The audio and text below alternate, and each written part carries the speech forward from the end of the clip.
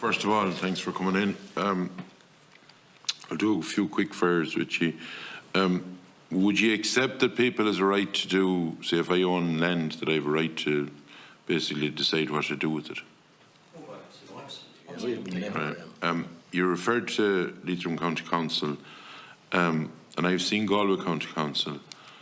In a county development plan, just that you'll be aware of it, and I'm sure you are, that you can put a setback distance or in a county development plan, as is being done in Galway at the moment in relation to forestry, with submissions if your councillors are in favour of it. Are you aware of that?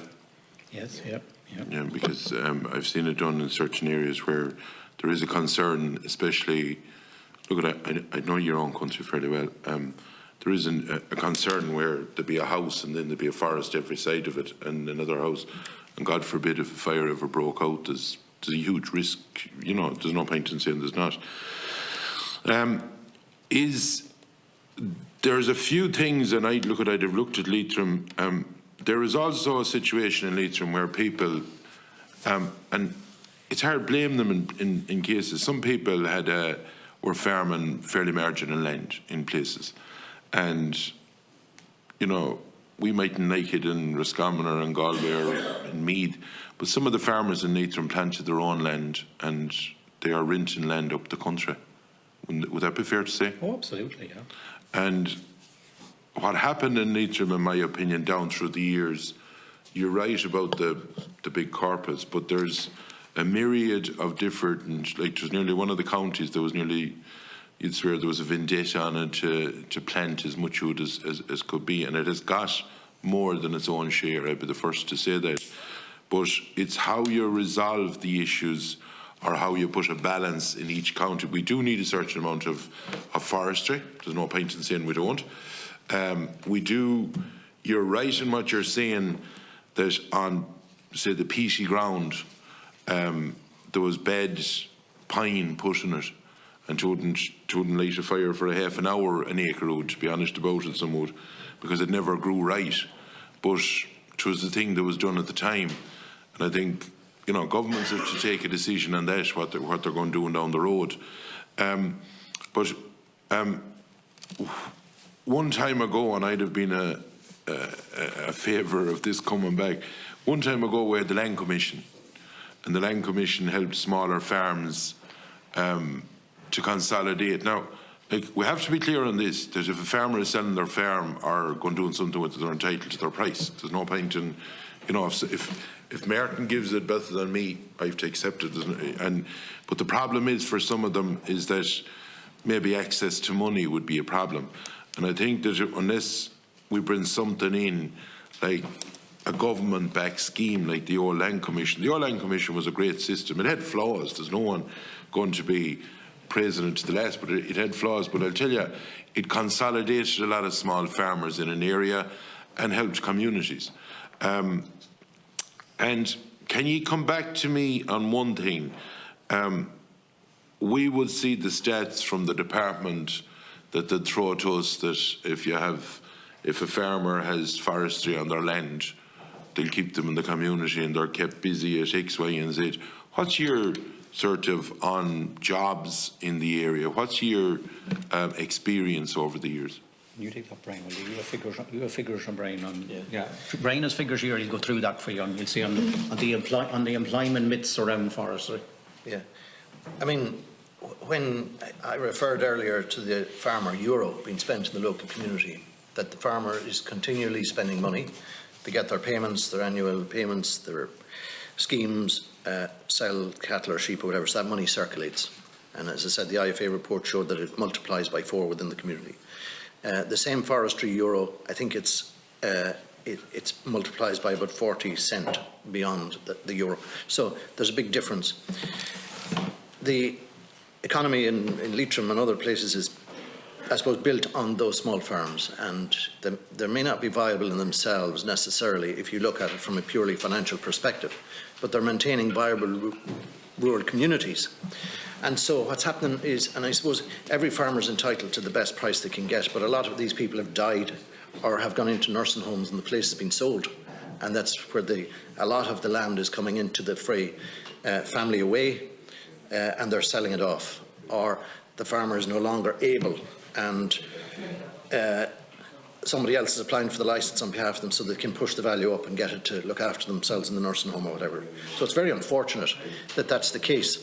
But in terms of employment, I mean, if you look at the number of farms, and it is referred to there on the back of the submission we sent around, whether you've seen that or not, the 2019 study, I think, that was done in Leitrim, the draft county development plan shows a different number, but the study done by UCD in 2019, 309.3 full-time jobs associated with forestry and wood process in Leitrim. We have masonite there. But only 41% are related to Leitrim residents working. So that's people who come into the county either to work there, and like a lot of the contractors, I think there's two contractors harvesting. They operate nationally. They don't, that's a large-scale industrial operation. And it's very small. It's highly intensive machinery-wise. So, the numbers are small. A large part of the work would be haulage. And that has its own issues as well. But say 127 full-time jobs related to residents working in Leitrim on plantation, etc. But we see job displacement with planting land. So from the the agricultural census of 2010, the average size of farm is 25.1 hectares, 3,673 farms in Leitrim. The average labour unit, 1.5 based on the annual work unit, 7 hours, 5 days a week. Right. So when you look at that, we see a displacement in the land planted in that period of time of about 1,297 jobs out of agriculture, compared with what was created in the equivalent forestry. So if you have forest farms, you are reducing the input of labour across the board and downstream, because that farmer is not going in spending money in the local co-op, buying wrap, getting a contractor in, going to the mart. So you're reducing the economic impact by planting land. It's I have two quick questions because I want to let the other guys in.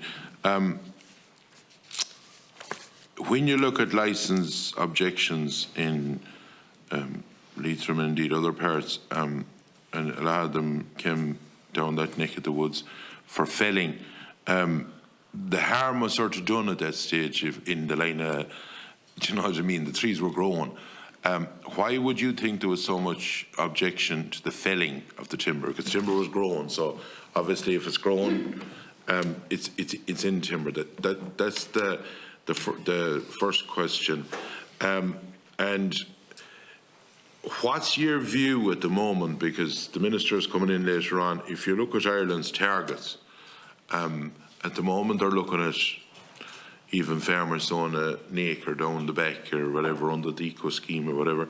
And it's this big push, even though it hasn't been taken, well, with what has gone on over the last few years in the department, in my opinion, it has put farmers back completely against planting. But anyhow, what's your view on that when you look at the figures in the line of these carbon budgets that Mr. Ryan is obsessed with, and with the climate action plan? Well, I suppose Thanks. You raise, I suppose, Deputy, you raise a few interesting points there. I suppose, like lots of things in life, if you were setting a model, you wouldn't start from here. But we are. This is what we are. We are here. We're at this point here. And unfortunately, in the current forestry programme, and what seems to be even talked about under the Project Woodland, what has leaked out from the different agencies, it appears that the status quo is going to continue only under a different name. The trees are only the byproduct in the forestry policy in Ireland. They're only the byproduct. The product is the premiums. The product is the tax breaks. That's the product. It's immaterial what they're planting.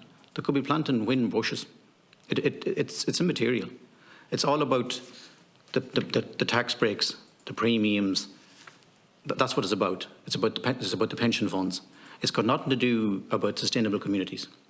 And for the new project, for the new forestry programme going forward, it has to have the buy-in of local communities. It has to have Kerry, it has to have Wicklow, it has to have West Cavan, it has to have Leitrim, it has to have East Clare. Otherwise, we're going to be sitting, or someone else is going to be sitting in a committee room like this in 5 or 10 years' time, talking about Project Woodland and why it failed. That's the reality of it. Like, we're not anti-trees. You know, I can bring it to my home farm, and I can bring it to trees that were planted in 1922 by my grandfather. Like, we love trees, but we hate this Sitka nonsense that's going on. You know, isolating the neighbour, cutting out the daylight. That's our problem. We want sustainable communities. We believe passionately in where we come from and the people in our areas, and we're representing them the best we can. And we really want to see a better vision for rural Ireland. Forestry has a role in that, but it's not the saviour of Ireland, and it's not the saviour, no more than forestry isn't the saviour of the carbon budgets. You know, it's only a small part of it. But people are the future.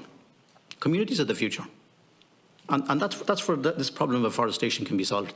And the Minister can talk all she likes about, different aspects of the forestation programme and about buy-in and that kind of stuff. But unless you talk to the communities, unless you meet the communities, unless you have, reasonable policies, you're not going to have them, you're only going to alienate them. And I think that in terms of carbon budgeting, it's Ireland's commitments, it's not Leitrim's commitments. And the weight of the commitment that Leitrim has given in terms of the land that has been taken out and planted and continues to be taken out every week. And somebody asked about the numbers. Like, every single day we watch the licensing. So there isn't a single day that there isn't a licence application, and we observe as many of them as we can, and now as many as we can afford now, as opposed to anything else. And obviously the system is very flawed. That licensing system is still so very flawed, but we will continue to use that to make the point, and that's what we've done to date. And it's mainly with afforestation, felling certainly. I mean, the only way you'll fix the felling issues or the replanting issues is by observing on the felling licences, because unless you do, you won't fix the issues. So it is incumbent that we look at them and observe them and appeal in cases where we feel it's necessary, because that's the only thing that has worked to change the system for us so far. But in terms of carbon budgeting, that's a national issue that should have a national plan. And for land use, that should be county by county, and everyone should have a commitment to planting trees of some sort in their areas, on their farms, and in other places where land is owned. And that the burden of that in terms of tree planting should not fall to, vulnerable rural communities where everybody thinks the land is crap and let's just plant it and clear the people out. That should not be a just transition to a carbon climate solution. And that's the problem that we have, is that that's being dumped on us in places like Leitrim, West Cavan, North Kerry, East Clare, Wicklow. Okay.